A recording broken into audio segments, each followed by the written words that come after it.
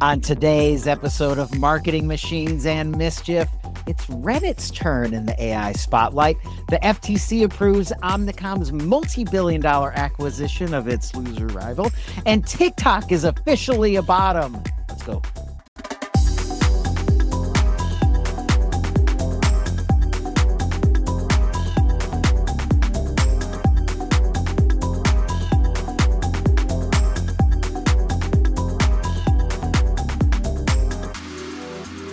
Welcome to the Big Marketing Show. I'm Matthew Newell. And I'm Chris Stone. And this is the show where we bring you everything a day one or day 10,000 marketer needs to be their best. Matthew, are we ready to go today? Absolutely. Let's jump in, see what the headlines are for another great week in the world's most fun industry. Our first headline, Reddit is AI's current belle of the ball. There is research out this week that shows that Reddit is getting more AI citations than Wikipedia, YouTube, and other traditional outlets combined. And keep in mind, they signed a deal last year in 2024 with Google and Gemini. It's $60 million a year, and it looks like that's put them out at the head of the pack when it comes to AI relevancy. Also, for the hotshot kids in the ad business who think they're better than everyone else, the FTC has approved Omnicom's $13.5 billion takeover of its loser rival Interpublic Group. Now, here's, of course, I'm kidding. Here's what that means, though. The consolidation continues in the ad business, and there's a very weird caveat to this. This deal prohibits Omnicom from ad spending boycotts based on political views without the explicit consent of their client. We're going to hit on this one a little bit more in our over-under segment too.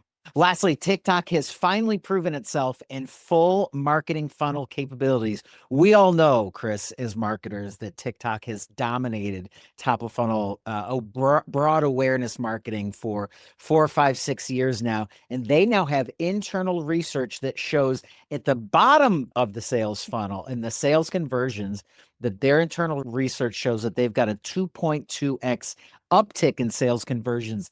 That is for heavy players. All right, Matthew, and now it is time for Real, Recognize, Real. And we're going to be talking about these things that kind of caught my eye, caught your eye this week in the world of marketing in terms of campaigns. So we're going to talk about Xfinity turning Frankenstein's monster into a Wi-Fi addict.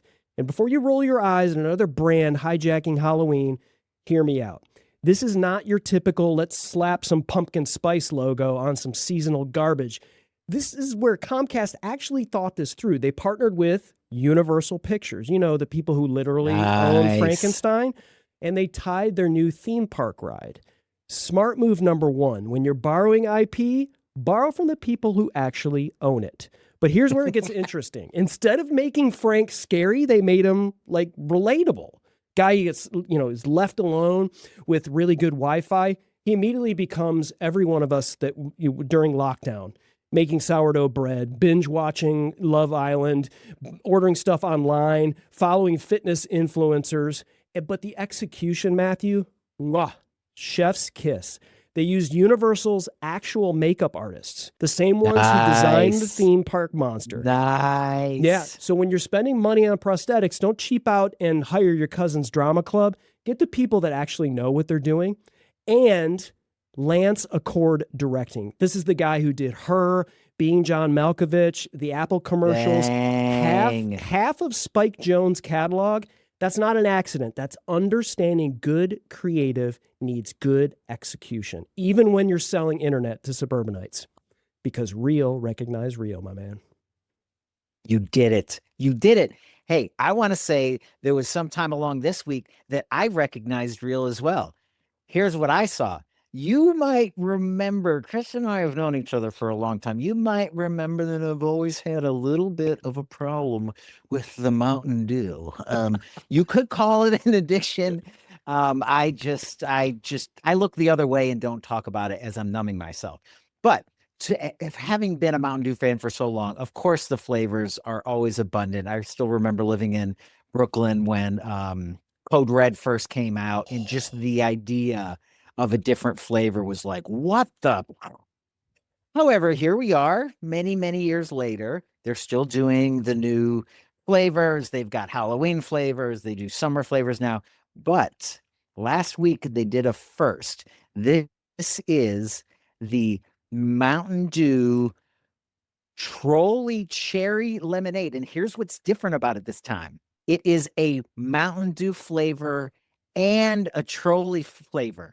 And I legit would have the Trolli flavor right in front of you, but not kidding. My kiddo ate the bag last night, so I don't have that. But it's delicious, and it is a cross promotion that really gets them. I mean, set aside Mountain Dew fandom, it gets their eyes in front of a whole new, like Gen X and older millennials who are just, hanging on to any sort of, ego relevance in this new world. This is getting them to a much younger, much cooler demographic than yours truly. So well done, Mountain Dew. I love that. So do they market on the candy? Do they market the Trolli? Do they market Mountain Dew on the candy as well? It is a full, it is a full Trolli Mountain Dew. You can only get the flavor, and the flavor, by the way, is objective as I can be, is delicious. I say that about most of them.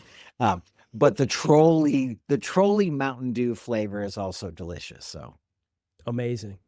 It's almost like the 2025 version of, you'd walk into a supermarket when we were younger, and they would just kind of like put two things together on an end cap, and you're like, wow, what great marketing to pair, Peter Pan peanut butter and Hershey's chocolate bars in the same end cap. It's like, That's exactly right. Levels. That's above. exactly. Now we've got scientists flying to other people's warehouses to check, does this gummy taste enough like Mountain Dew to pass my quality standards? Yeah, it's a whole new level. Real, recognize real. That's amazing.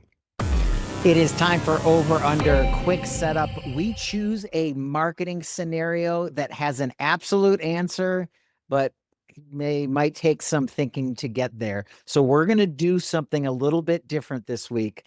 Rather than, I think last week we did the number of employees in a certain marketing department. Here's the over-under that Chris is going to set. So in the headlines, we talked about how Omnicom is buying Interpublic for, I think it was $13.5 billion. So I went back and figured out the origin story for both of those is McCann Erickson, that opened in 1902. And BBDO, which was created also in New York City in 1891. They've been merging and acquiring for well over 100 years to get to where they finally are now with Omnicom. So the question is, young Stone, how many companies have been gobbled up by either McCann Erickson or BBDO that over the last 130 years that got us to this final top of heap Omnicom group? Oh my gosh. So we're talking 130 years. I'm going to say maybe every other year puts it around 60 plus. That feels like a lot. You're saying it's for both of these companies. That's right. So so it's the accumulation of both of their mergers and acquisitions. I'm going to set the over under at 52. 52 it is. Well, there's one for every week of the year. Okay. Something to aspire to. That's right. So the marker is set. We'll reveal next week or in the comments what the actual number is. I'm ashamed to embarrass how much time I burned on figuring out what that actual number is. I just had to know. Well, that Trolli Mountain Dew will do it. It'll keep you up thinking about stuff like that. Side effects may include staying up way past your bedtime looking up nerdy marketing stats from over 100 years ago. May include. I got that one. Well, that's it for Marketing, Machines, and Mischief. Matthew, this has always been a blast. Ladies and gentlemen, like, subscribe, smash buttons, all the stuff you see around and below. We'll see you next week. Thank you, Chris. Thank you to the one person who is clearly watching right now. We're looking at you, and we'll see you next week.